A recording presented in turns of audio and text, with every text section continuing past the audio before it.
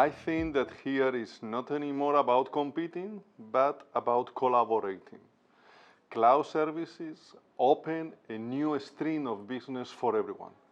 Of course, for carriers as well. The carrier who fine-tune faster their network to enable faster and better, more secure cloud services will win a significant advantage in the marketplace.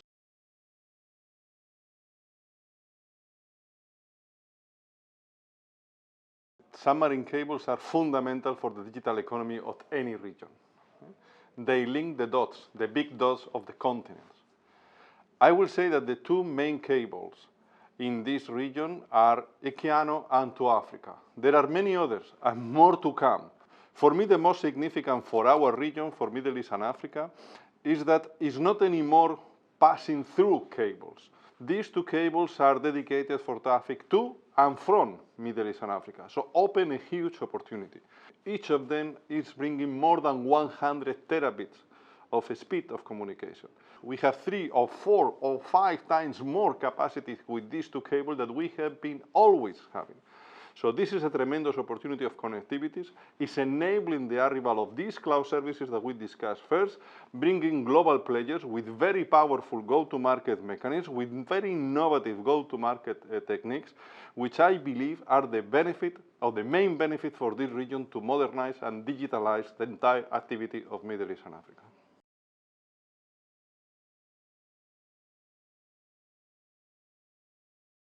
Definitely, this is a key area of concern. We will say our design limitation today is power consumption.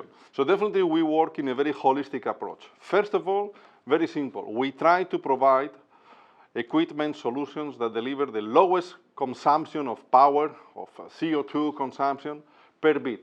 That is definitely a first step that we try and we achieve with the usage of the latest technology, the latest microchips that we develop by our own, who allow the reduction of the cost, the power consumption per bit by 50, 60, even 70% in some of the cases.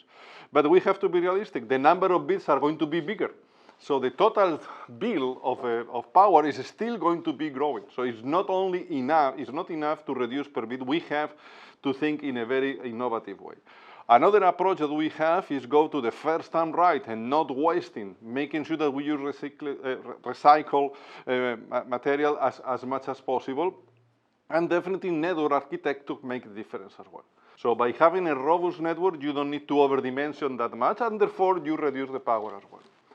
Last but not least, we tried and have multiple programs to try to make sure that the broadband reach everyone. We have in the fixed access a thing that I love it, which is fiber for everything. And fiber for everything because we realize that without digital, there is not green. Without green, there is not future. I would like to highlight here a very special case in Africa with our customer Fiber Time, which is a real example of being able to deliver sustainable, high-quality broadband to the home with the fiber to the home solution to the townships in South Africa, where it's very difficult to get an ARPU above $5 or $6, and they get even higher than that in a very sustainable manner by using a very innovative go-to-market, using subscriptions-based instead of terminal-based business model. Let me stress our strict determination to become the most ethical and legal compliance company. We believe that, again, in this sustainability, we should be compliant to the regulation of the countries, and even beyond, in some cases, to the best practice of the industry.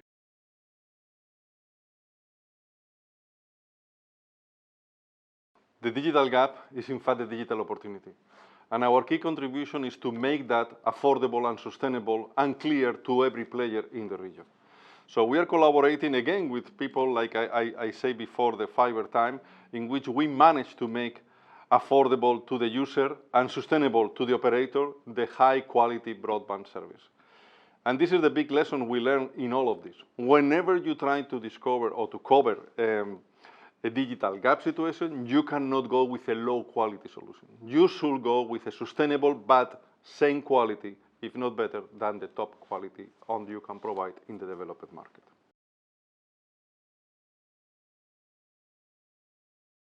Artificial intelligence is probably one of the most promising tools that we have. We have been using that many times, for many years. In fact, in our policies, in our strategy, there was a time in which we mentioned the insight-driven networks.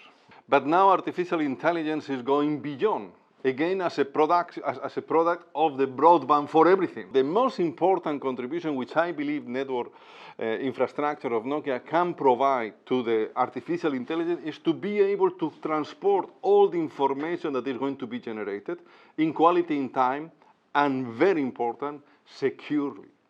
The privacy of those information should be granted.